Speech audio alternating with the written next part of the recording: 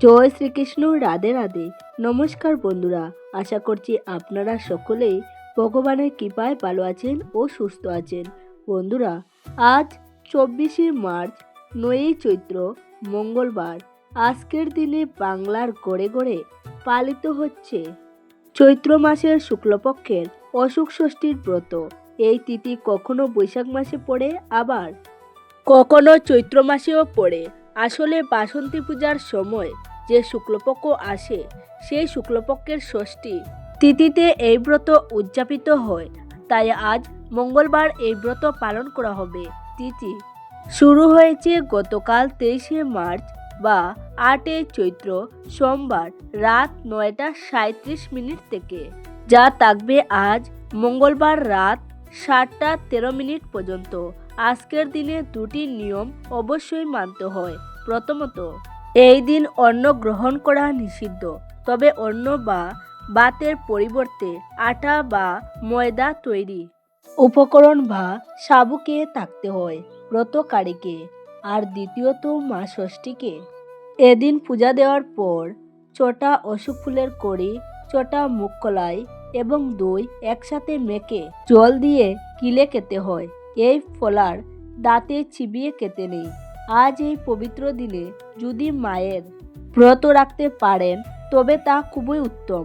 আর যদি কোনো কারণে ব্রত রাখতে নাও পারেন, মা ষষ্ঠীর এই ব্রত কথাটি দিনের যে কোনো সময় একবার শ্রবণ করে মাকে প্রণাম নিবেদন করবেন। এতেও ব্রতের পূর্ণফল অনেকাংশে লাভ হয়ে থাকে। মায়ের কৃপায় আসন্ন বছরের প্রত্যেকটা দিন ভালোভাবে কাটে। তাই আজকের দিনে এই ব্রত কথা অবশ্যই একবার হলেও শ্রবণ করবেন। আশা করি মা বাসন্তী দুর্গাদেবীর এই অশুভ ষষ্ঠীর ব্রত কথা শুনে আপনার ভালো লাগবে। তাহলে শুরু করছি চৈত্র মাসের শুক্লপক্ষের অশুভ ষষ্ঠীর ব্রতকথা। ওম নমো ভগবতে বাসুদেবায় নমো। জয় মা ষষ্ঠী। প্রাচীনকালে এক অশোক বনে এক মহান মুনি বাস করতেন। অশোক বনের মাঝখানে ছিল তার ছোট্ট একটি কুঁড়েঘর। একদিন ভোরবেলায় মুনি ঘুম থেকে উঠে দেখলেন অশোক গাছের নিচে একটি ফুটফুটে কন্যা শিশু হাত পা ছুঁড়ে কাঁদছে। মুনি স্নেহ ভরে সেই মেয়েটিকে কুলে তুলে নিজের কুটিরে ফিরে এলেন। পরে ধ্যান যুগে তিনি জানতে পারলেন কোনো একটি অভিশাপগ্রস্ত হরিণী ওই শিশুটিকে জন্ম দিয়ে চলে গেছে। অশোক গাছের নিচে কুড়িয়ে পাওয়া হয়েছিল, তাই জন্য মুনি তার নাম রাখলেন অশোকা। মেয়েটি ধীরে ধীরে বড় হয়ে এক অপূর্ব সুন্দরী যুবতীতে পরিণত হলো। তার রূপ ও সৌন্দর্যে মুনি প্রায়ই চিন্তিত হয়ে পড়তেন। তিনি ভাবতেন, এমন সুন্দরী মেয়েকে একা রেখে কোথাও গেলে তার মন স্থির থাকে না। তাই তিনি মনে মনে স্থির করলেন উপযুক্ত সময়ে এক সৎ ও যোগ্য পাত্রের হাতে মেয়েটিকে সমর্পণ করবেন। যখনই তিনি কোথাও যেতেন, অশোকাকে বলে যেতেন, মা অশোকা, আমি না ফেরা পর্যন্ত তুমি কুটিরের বাইরে পা রাখবে না। সেই অনুযায়ী অশোকা সবসময় কুটিরের মধ্যেই থাকত।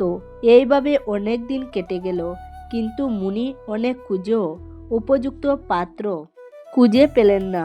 অবশেষে একদিন বিরক্ত হয়ে তিনি শপথ করলেন, আগামীকাল সকালে যার মুখ প্রথমে দেখব তার সঙ্গেই অশোকার বিবাহ দেব। দৈবক্রমে পরের দিন ভোরে উঠে তিনি দেখলেন এক রাজপুত্র তার কুটিরের সামনে দাঁড়িয়ে আছে। মুনি তার পরিচয় জানতে চাইলে রাজপুত্র বললেন, আমি রাজার পুত্র। মৃগয়া করতে এসে ঝড় বৃষ্টিতে পথ হারিয়ে আপনার কুটিরে আশ্রয় নিয়েছি। এই কথা শুনে মুনি অত্যন্ত আনন্দিত হলেন। তিনি বললেন, আমার একটি অপূর্ব সুন্দরী বিবাহযোগ্য কন্যা আছে, তোমাকে তাকে বিবাহ করতে হবে। এরপর তিনি অশোকাকে রাজপুত্রের সামনে আনলেন। অশোকার অতুলনীয় রূপ দেখে রাজপুত্র মুগ্ধ হয়ে গেলেন এবং তাকে বিবাহ করতে সানন্দে সম্মত হলেন।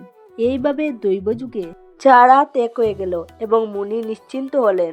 শ্বশুরবাড়ি যাবার সময় সেই মুনি অশোকার আঁচলে কিছু অশোক ফুল এবং বীজ বেঁধে দিলেন এবং বললেন, মা, এই ফুলগুলি শুকিয়ে গেলে চৈত্র মাসের অশুভ ষষ্ঠীর দিনে এগুলো খেয়ে নিও, আর এই বীজগুলি পথ চলতে চলতে ছড়িয়ে দিও। তাতে আমার কুটির থেকে রাজপুত্রের প্রাসাদ পর্যন্ত অনেক অশোক গাছ জন্মাবে। যদি কখনো তুমি বিপদে পড়ো, এই গাছের সার ধরে আমার কাছে চলে আসবে। আর মনে রাখবে, অশোক ষষ্ঠীর দিন কখনো অন্য আহার গ্রহণ করবে না। এরপর অশোকা এবং রাজপুত্র মুনিকে প্রণাম জানিয়ে রাজপ্রাসাদের উদ্দেশ্যে রওনা দিলেন এবং অশোকা পথে পথে বীজ চড়াতে চড়াতে শ্বশুরবাড়ি পৌঁছালো। রাজরানীর সবকিছু শুনে স্নেহ ভরে তাদের বরণ করে নিলেন। কিছুদিন পর অশোকার এক পুত্র সন্তান জন্ম নিল। পরে একে একে আরো 7টি পুত্র এবং একটি কন্যা সন্তান জন্মালো। সন্তানরা বড় হয়ে বিবাহ করলো এবং সময়ের সাথে সাথে শ্বশুর শাশুড়িও পরলোক গমন করলেন। শ্বশুরের শ্রাদ্ধের দিনটি ছিল অশোক ষষ্ঠীর দিন। সারাটা দিন বিভিন্ন রকম কাজ এবং ব্যস্ততার মধ্যে কেটে গেল। সন্ধ্যার পর বউয়েরা এসে বলল, মা এসো, ভাত খেয়ে নাও। তখন অশোকা হঠাৎ মনে মনে বললেন, হায় হায়, আজ তো অশোক ষষ্ঠীর দিন, আমি তো ভাত খেতে পারবো না। তখন বউয়েরা তাড়াতাড়ি মুখ কড়াই সেদ্ধ করে এনে দিল। রাতে সকলে ঘরে ঘরে গিয়ে শুয়ে পড়ল। পরের দিন সকাল হয়ে গেল, কিন্তু অনেক ডাকাডাকি করেও কেউ তাদের দরজা খুলল না। অশোকা এক এক করে সব দরজায় ধাক্কা দিলেন, কিন্তু কোথাও কোনো সাড়া পেলেন না। তখন নিরুপায় হয়ে রাজা কামার ডেকে সমস্ত দরজা ভেঙে ফেললেন। দরজা ভেঙে দেখা গেল ছেলে বউ নাতি নাতনি সবাই নিথর হয়ে পড়ে আছে। এই দৃশ্য দেখে রাজা খুবই ভেঙে পড়লেন। অশোকা তখন মুনির কথা স্মরণ করে কাঁদতে কাঁদতে অশোক গাছের সার ধরে তার কুটিরে গিয়ে পৌঁছালো। গাছগুলি ততদিনে বিশাল আকার ধারণ করেছে। মুনির কাছে গিয়ে তিনি সব কথা খুলে বললেন। মুনিও আগে থেকে ধ্যান যুগের সব কথাই জানতে পেরেছিলেন। তিনি বললেন, অশোক ষষ্ঠীর দিন যে মুগ কলাই সিদ্ধ খেয়েছিলে, তাতে ভুলবশত কই পড়ে গিয়েছিল, সেই কারণেই এই মহা বিপদ ঘটে গেছে।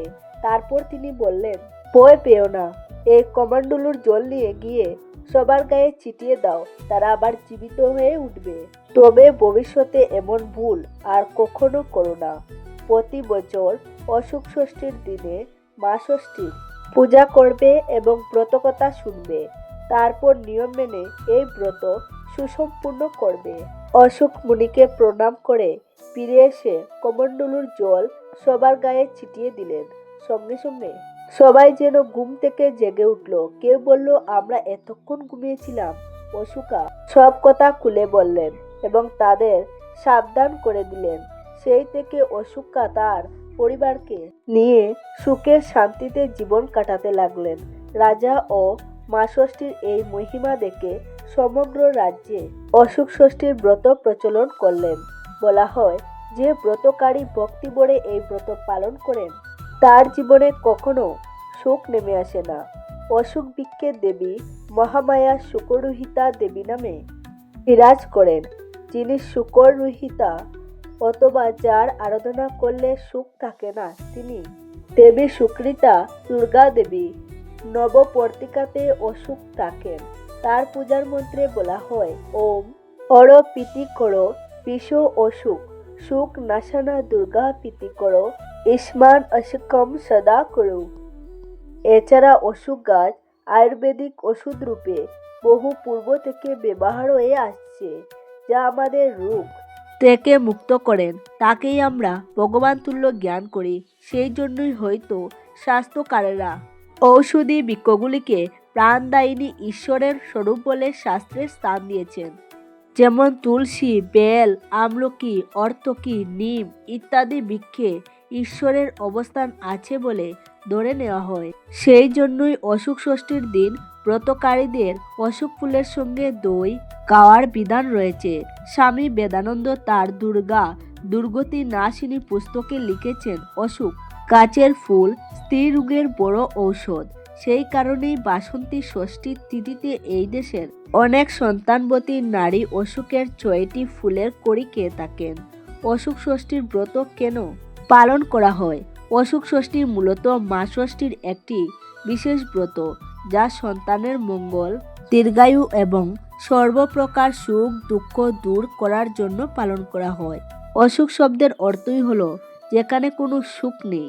এই ব্রত পালন করলে সংসার থেকে দুঃখ অশান্তি দূর হয়, এমনটাই বিশ্বাস করা হয়। পৌরাণিক কাহিনীতে দেখা যায় নিয়মভঙ্গ করার ফলে যে বিপদ নেমে এসেছিল, মা ষষ্ঠীর কৃপায় তা আবার দূর হয়েছিল। তাই এই ব্রতকে সুখনাশকারী ব্রত হিসেবে মানা হয়। প্রধানত বিবাহিত নারীরা, বিশেষ করে যাদের সন্তান আছে বা সন্তানের মঙ্গল কামনা করেন, তারা এই ব্রত পালন করে থাকেন। মায়েরা তাদের সন্তানদের সুস্বাস্থ্য ও মঙ্গল থেকে রক্ষা এবং দীর্ঘ জীবনের জন্য ভক্তি পরে এই ব্রত পালন করে থাকেন। অনেক ক্ষেত্রে পরিবারের মঙ্গল এবং শান্তির জন্য এই ব্রত পালন করা হয়। সংক্ষেপে বলা যায়, অশুভ ষষ্ঠী শুধু একটি ধর্মীয় আচার নয়, মায়ের সন্তানের প্রতি ভালোবাসা, ভক্তি এবং আশ্রয়ের এক পবিত্র প্রতীক। এই ব্রত পালন করলে জীবন থেকে সুখ দূর হয়ে সুখ, শান্তি এবং আশীর্বাদ নেমে আসে। এই বিশ্বাস যুগ যুগ ধরে প্রচলিত। প্রিয় বন্ধুরা, আজকের ভিডিও এই পর্যন্ত। আপনাদের যদি ভালো লেগে থাকে তাহলে অবশ্যই একটি লাইক করবেন। নমস্কার, ধন্যবাদ।